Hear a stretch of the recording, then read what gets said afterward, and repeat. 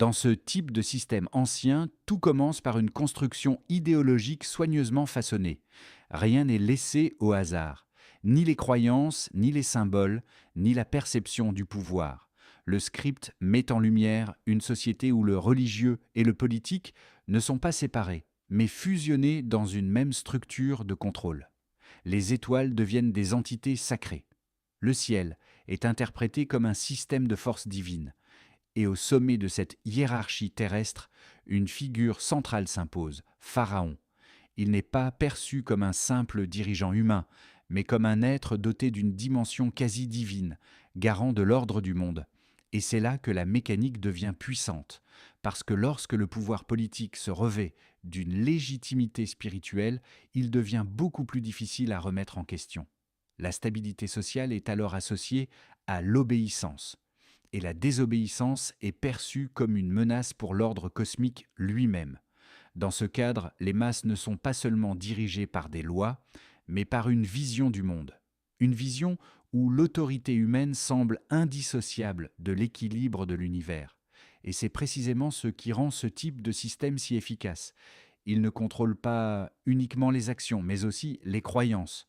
Ce que les gens pensent du réel devient la base de leur soumission. Le Coran évoque cette dynamique à travers le récit de Pharaon qui disait à son peuple « Je ne vous montre que ce que je vois moi-même et je ne vous guide qu'au droit chemin ». Sourate Ghafir, verset 29. Ce type de discours ne repose pas uniquement sur la force, mais sur une construction de légitimité. Une légitimité qui se présente comme évidente, naturelle, presque incontestable. Et c'est là que le danger devient profond, parce que lorsqu'un système est accepté sans questionnement, il devient invisible dans son influence. Les individus vivent à l'intérieur de ces règles sans même les percevoir comme des constructions humaines. Spirituellement, cela ouvre une réflexion essentielle, la capacité de discernement. Ne pas confondre une structure créée par des hommes avec une vérité absolue. Ne pas accepter une autorité uniquement parce qu'elle est établie. Ne pas assimiler tradition ou pouvoir à vérité. Le prophète Mohammed a justement brisé des systèmes de croyances fondés sur des constructions humaines pour recentrer la foi sur l'unicité d'Allah, indépendamment des structures de pouvoir. Et cette leçon dépasse le contexte historique.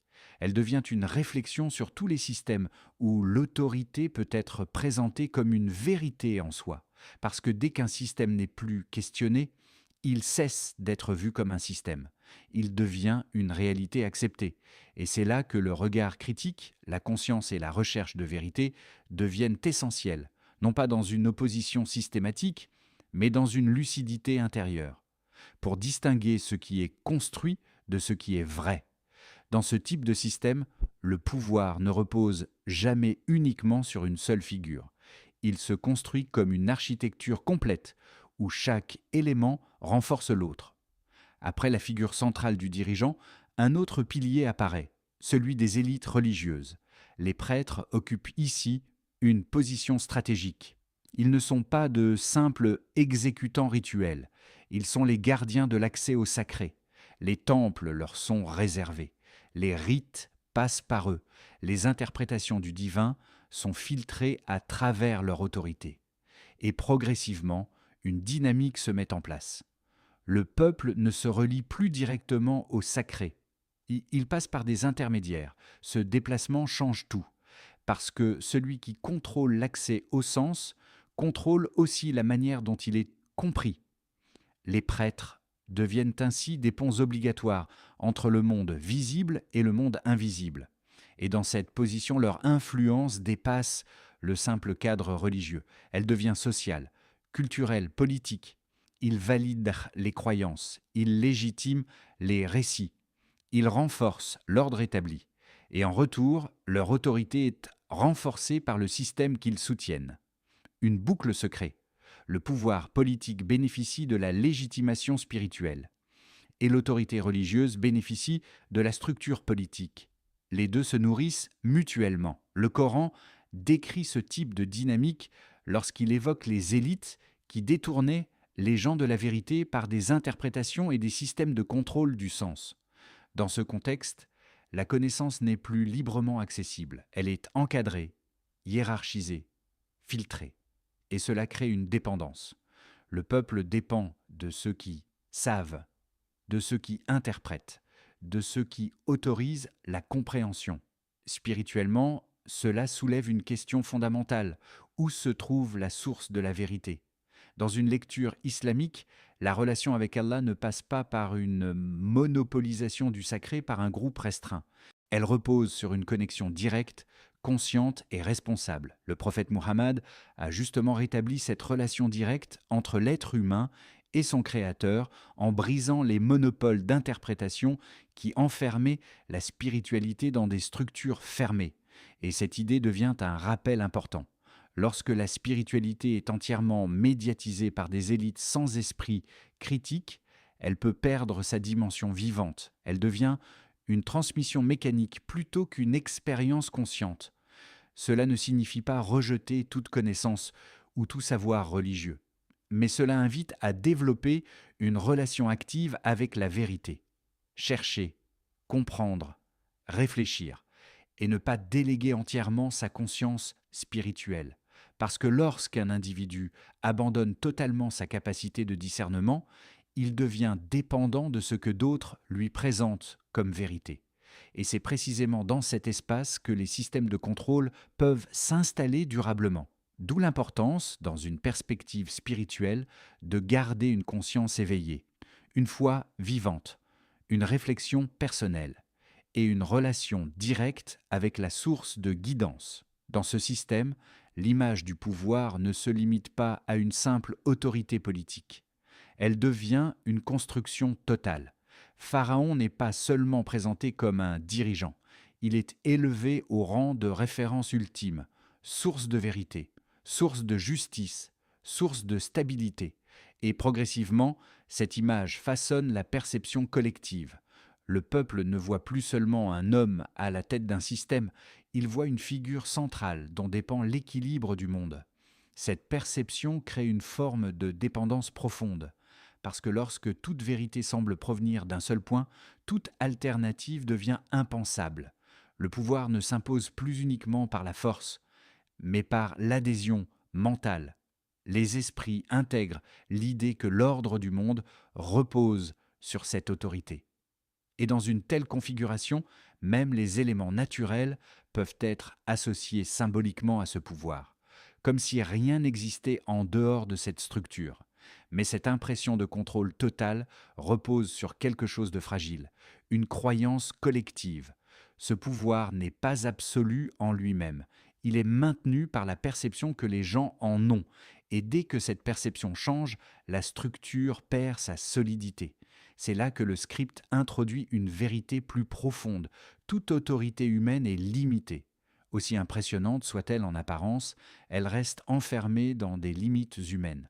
Le Coran rappelle cette réalité avec une clarté constante à travers l'histoire de Pharaon, qui, malgré ses prétentions, a été confronté à la vérité ultime, parce qu'aucun pouvoir terrestre ne peut se placer au niveau de l'absolu.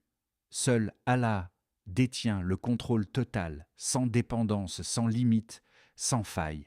Et cette compréhension change profondément le regard porté sur les structures de pouvoir dans ce monde.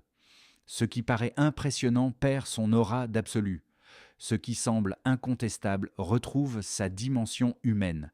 Ce qui paraît éternel révèle sa nature temporaire. Le prophète Muhammad a justement rappelé, à travers son message, que toute domination humaine est relative et que la véritable souveraineté appartient uniquement à Allah. Et lorsque cette vérité est intégrée, une transformation intérieure s'opère. L'esprit devient moins impressionné par les formes extérieures de pouvoir, moins intimidé par les titres et les statuts, moins dépendant des perceptions collectives, parce qu'il comprend une chose essentielle. Ce qui semble absolu dans le monde humain ne l'est jamais réellement.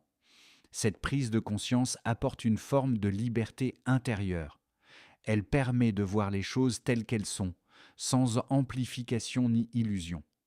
Et surtout, elle recentre la confiance là où elle doit réellement se placer, non pas dans les apparences de domination, mais dans la réalité du pouvoir divin qui dépasse toute structure humaine. L'arrivée de Moussa ne se présente pas comme un simple événement dans un système déjà établi. Elle agit plutôt comme une rupture, un point de bascule qui ne laisse plus les choses intactes. Jusqu'ici, le système semblait stable, les croyances étaient installées, les symboles acceptés, les autorités reconnues. Tout paraissait organisé, presque immuable. Mais cette stabilité reposait sur une seule chose, l'acceptation collective.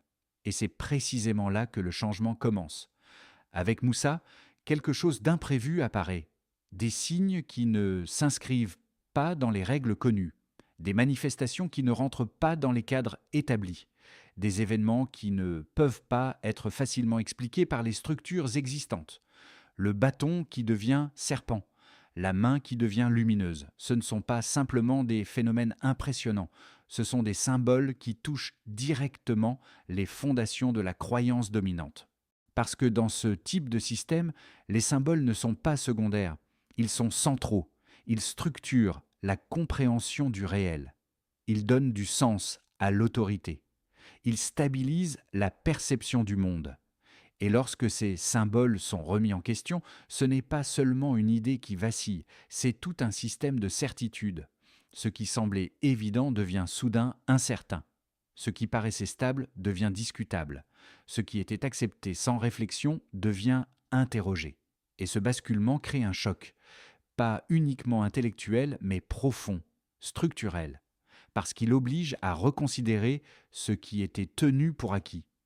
Dans cette dynamique, les signes de Moussa ne sont pas des démonstrations isolées de puissance. Ils sont une confrontation directe avec une construction entière de croyances. Le Coran décrit ce type de confrontation comme un moment où la vérité entre en contact avec des illusions solidement enracinées et où ces illusions commencent à se fissurer face à une réalité supérieure. Et c'est là que le message devient spirituel. Parce que cela montre que même les systèmes les plus anciens, les plus ancrés, les plus acceptés peuvent être renversés lorsqu'ils ne reposent pas sur la vérité. La solidité apparente ne garantit pas la validité, et ce qui est basé sur une perception collective peut être déconstruit par une vérité plus profonde. Le prophète Moussa Moussa incarne dans ce récit ce moment de rupture où la lumière de la vérité se manifeste face à des illusions établies. Et cette lumière n'a pas besoin d'être massive pour être efficace. Elle agit différemment. Elle révèle, elle expose, elle clarifie. Et dans ce processus, les illusions ne sont pas combattues par la force, mais dissoutes par la vérité elle-même. Spirituellement, cela enseigne une réalité essentielle.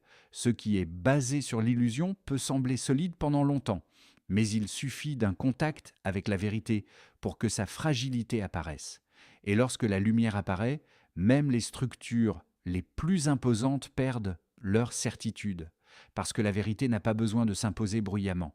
Elle suffit à se manifester pour que l'illusion commence à s'effondrer.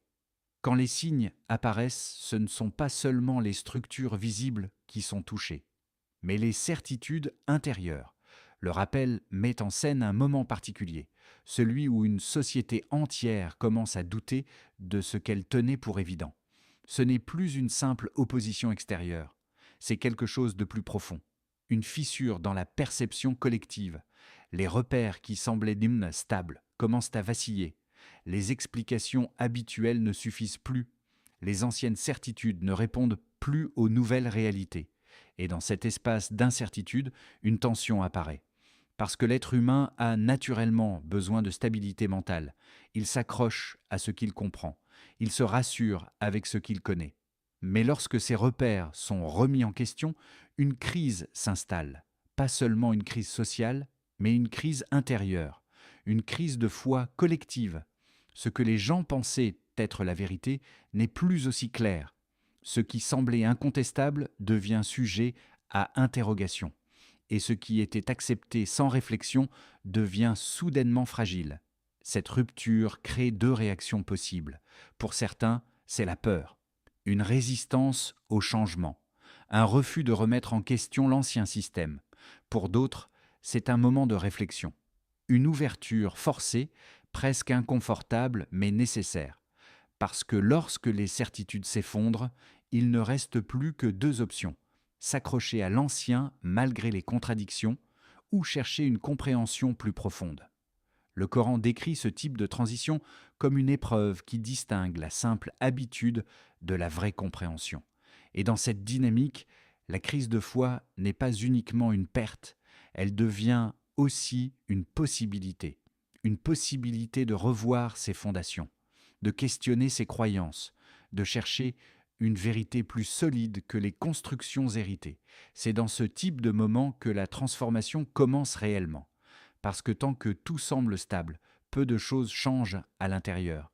Mais lorsque les repères se brisent, l'esprit est forcé de s'ouvrir. Et cette ouverture, même si elle est inconfortable, peut devenir un point de bascule.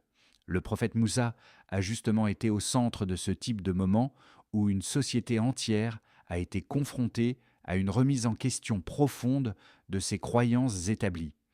Et cette confrontation n'était pas simplement un conflit, mais une invitation implicite à revoir ce qui est accepté comme vérité. Spirituellement, cela rappelle une réalité importante. Le doute n'est pas toujours une fin en soi. Parfois, il est une étape entre une compréhension superficielle et une compréhension plus profonde, une étape entre l'habitude et la conscience. Et même si elle est difficile, elle peut devenir un passage nécessaire pour atteindre une vérité plus sincère, moins automatique et plus enracinée dans la réflexion plutôt que dans l'héritage aveugle. Il existe des moments dans une histoire où le changement ne vient pas d'en bas, mais du sommet. Pas des masses, mais de ceux qui étaient considérés comme les plus savants, les plus expérimentés, les plus influents dans leur domaine. Dans le récit, ce basculement se manifeste à travers la conversion des magiciens, ces figures centrales du savoir symbolique et religieux du système en place. Ils ne sont pas présentés comme des personnes naïves ou ignorantes. Au contraire, ils possèdent une maîtrise, une expertise, une compréhension des mécanismes qu'ils utilisent. Et c'est précisément ce qui rend leur transformation si significative. Parce que lorsqu'une personne qui connaît les rouages d'un système reconnaît quelque chose de plus grand que ce système, cela change la perception de tout le monde. Le moment est rapide mais profond. Ils observent les signes, ils analysent ce qu'ils voient, et à un instant précis, la frontière entre compétence et vérité devient claire. Ce qu'ils pensaient contrôler ou comprendre dépasse leur cadre habituel. Et dans cette prise de conscience, quelque chose se brise intérieurement, non pas leur savoir, mais leur attachement à une illusion plus ancienne. Ils reconnaissent alors la vérité, et cette reconnaissance n'est pas superficielle, elle est immédiate, radicale, et assumée publiquement. C'est pour cela que leur réaction a un impact énorme, parce qu'ils ne sont pas des figures marginales dans la société. Ils sont des références, des autorités dans leur domaine, des points de repère pour les autres. Et lorsque les références changent, tout le système de perception autour d'eux commence à bouger. Le Coran décrit ce moment comme une réponse directe à la vérité, où les cœurs reconnaissent qu'ils ne pouvaient plus ignorer. Et cela révèle une réalité spirituelle essentielle. La vérité n'est pas limitée par le passé d'une personne, ni par son statut, ni par son histoire, ni par son positionnement initial. Même ceux qui étaient profondément ancrés dans un système peuvent, à un moment donné, être touchés par quelque chose de plus clair, de plus fort, de plus évident.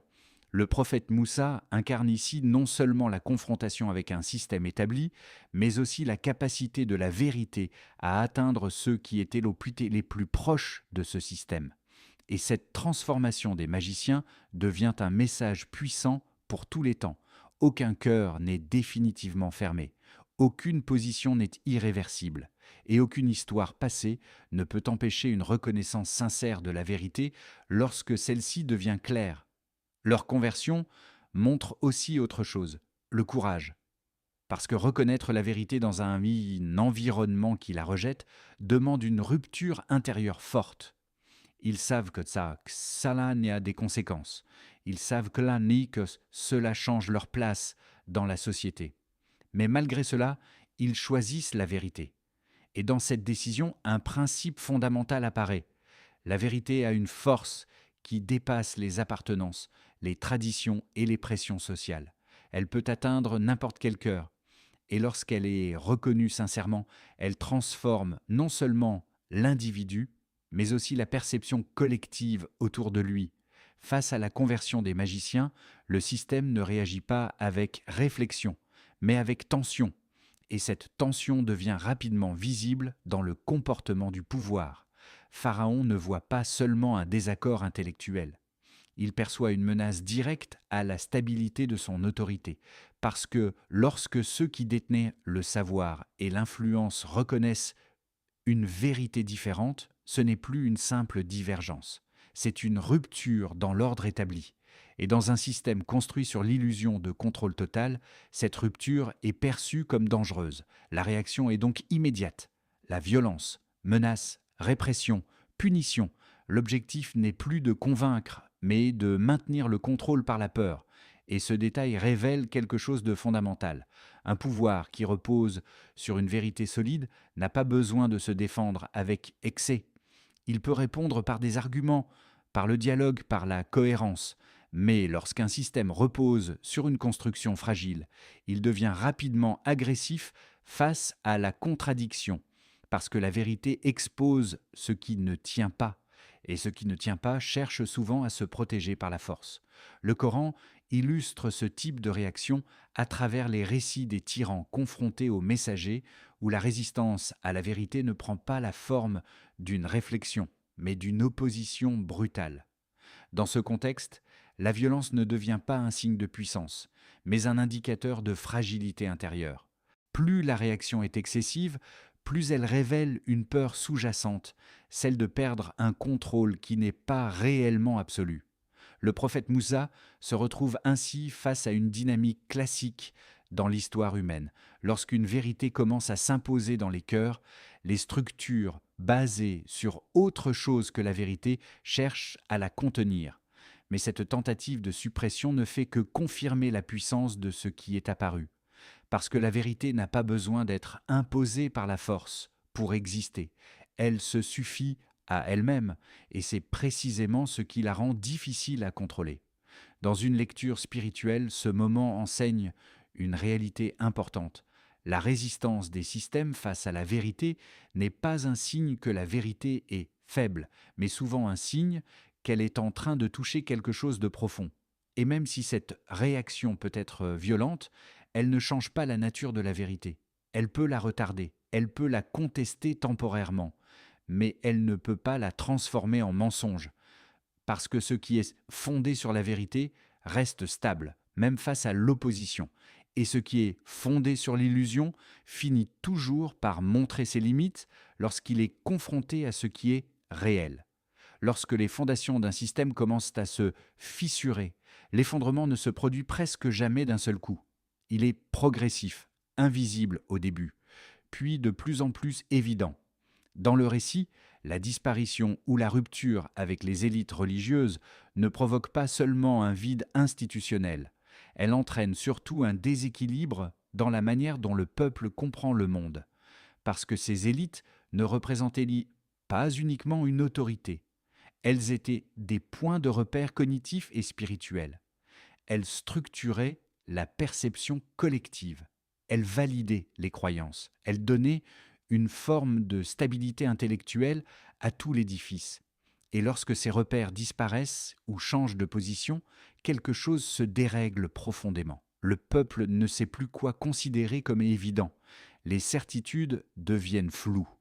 Les anciennes explications ne suffisent plus à calmer les doutes. C'est ainsi que l'autorité de Pharaon commence à se fragiliser, pas uniquement parce qu'elle est attaquée directement, mais parce que ses soutiens symboliques et intellectuels perdent leur cohérence. Et un système sans cohérence interne ne peut pas maintenir indéfiniment son apparence de stabilité. L'effondrement commence alors dans les esprits, avant de se manifester dans la réalité. Les croyances vacillent, les discours ne convainquent plus autant, les réactions deviennent plus tendues, plus défensives. Et cette tension est souvent le signe que quelque chose est déjà en train de se terminer. Le Coran décrit à plusieurs reprises ce principe.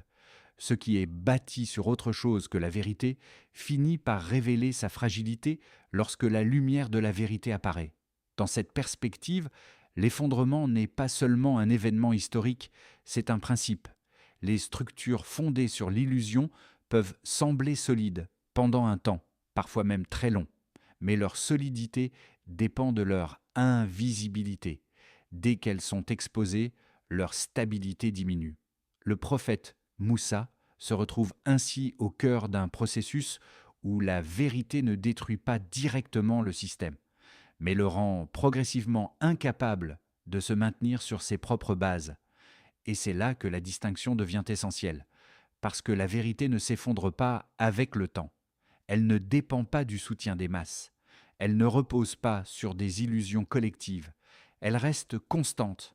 À l'inverse, ce qui est construit sur le mensonge ou l'illusion dépend toujours d'un équilibre fragile, celui de la croyance continue des gens. Et lorsque cette croyance s'érode, même lentement, l'ensemble de la structure commence à perdre sa cohésion. C'est ainsi que l'effondrement progressif devient inévitable, non pas par une force extérieure constante, mais par la révélation progressive de ce qui ne tient pas réellement. Et dans cette dynamique, une leçon fondamentale apparaît. Ce qui est basé sur la vérité peut être contesté, mais il reste debout, tandis que ce qui est basé sur l'illusion peut paraître imposant, mais finit par s'écrouler dès que sa nature est dévoilée. Lorsque les fondations d'un système commencent à se fissurer, ce n'est pas toujours la chute elle-même qui est la plus révélatrice, mais la réaction de ceux qui détiennent le pouvoir. Un moment particulier apparaît, celui où les questions commencent à émerger dans l'esprit du peuple. Et ce simple changement, le fait de commencer à questionner, agit comme un déclencheur, parce que le pouvoir ne repose pas uniquement sur des structures visibles, il repose aussi sur quelque chose de plus fragile, la narration. Tant que la narration est acceptée, le système paraît stable. Tant que les explications dominantes sont admises, l'ordre semble naturel. Tant que les perceptions restent alignées, le contrôle fonctionne sans résistance apparente. Mais dès que des questions apparaissent, quelque chose change. Le contrôle n'est plus automatique, la certitude n'est plus totale, et l'autorité doit commencer à se justifier. C'est dans ce moment précis que la peur du pouvoir devient visible, parce que perdre le contrôle de la narration, c'est perdre une partie du contrôle sur la perception collective. Et lorsque la perception change, la stabilité du système devient incertaine. La réaction est alors souvent rapide, presque instinctive, renforcer le discours, resserrer l'autorité, limiter les doutes, non pas seulement par conviction, mais par crainte de voir l'équilibre s'effondrer. Le Coran évoque à plusieurs reprises cette dynamique où les structures de pouvoir deviennent plus rigides lorsqu'elles sentent leur influence contestée, révélant ainsi leur dépendance à l'acceptation des gens. Car au fond, beaucoup de formes de pouvoir humain ne sont pas absolues. Elles sont relationnelles. Elles existent parce qu'elles sont reconnues. Elles fonctionnent parce qu'elles sont acceptées. Elles se maintiennent parce qu'elles sont crues.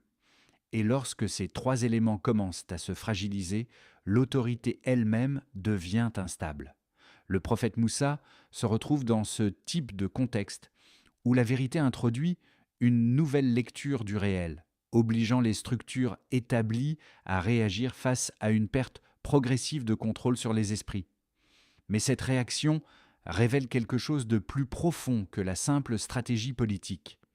Elle révèle une peur, la peur de ne plus être perçu comme incontestable, la peur de ne plus contrôler les récits, la peur de voir les certitudes collectives se transformer.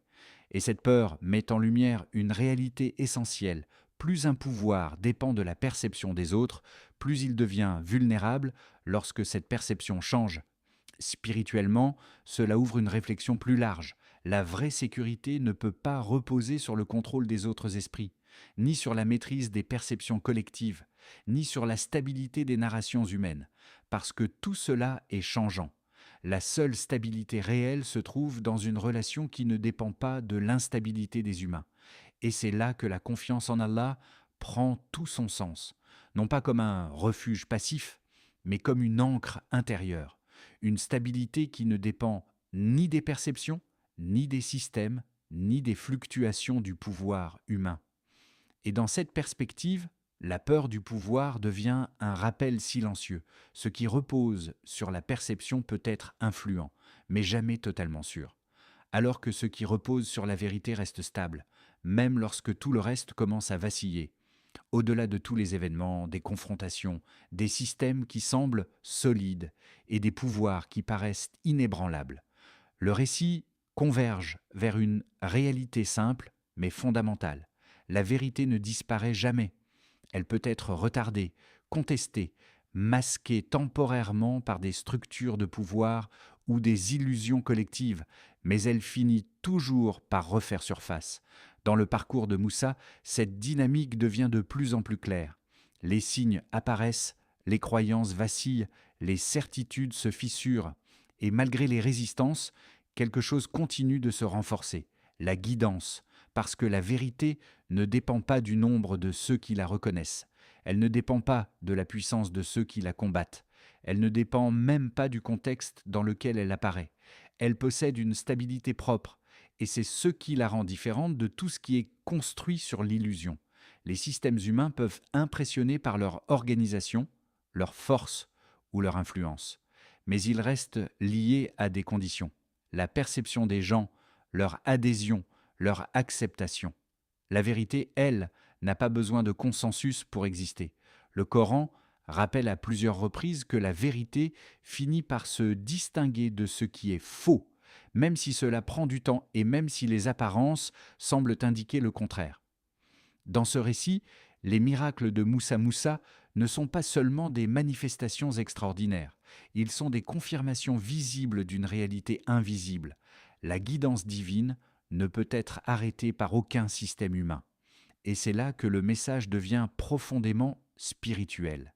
Parce que dans les moments où tout semble instable, où les structures paraissent dominantes, où la vérité semble minoritaire et une autre réalité continue d'exister en arrière-plan, la sincérité des cœurs, la fermeté de la foi, la continuité de la guidance.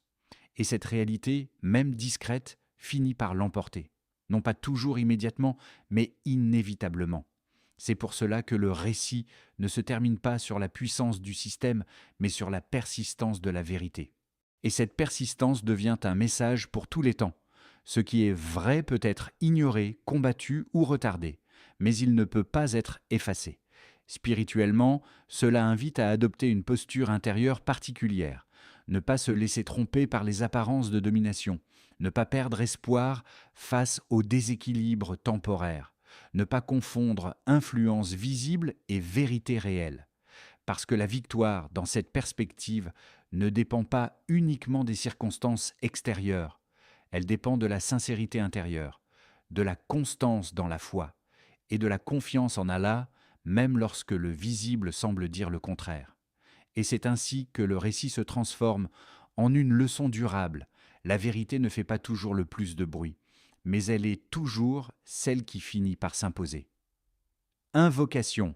Qu'Allah nous guide constamment vers la vérité et nous protège des illusions qui peuvent voiler notre perception de ce monde, qu'il nous accorde un cœur lucide, capable de distinguer le réel de l'apparence et le vrai du faux, qu'il renforce notre foi face aux épreuves, aux injustices et aux moments de doute, et qu'il nous accorde la patience et la constance lorsque les circonstances deviennent difficiles. Qu'il fasse de nous des serviteurs sincères, courageux dans la vérité, et fermes sans être injustes, équilibrés dans nos jugements et nos actions. Au-delà, accorde à la communauté musulmane la stabilité dans la foi, la force de rester attachée à la vérité, même lorsqu'elle est minoritaire, et la sagesse de ne pas se laisser tromper par les apparences de ce monde. Éclaire nos cœurs par ta lumière, et fais de nous des gens qui reconnaissent la vérité, la suivent et y restent attachés jusqu'au bout. Amin.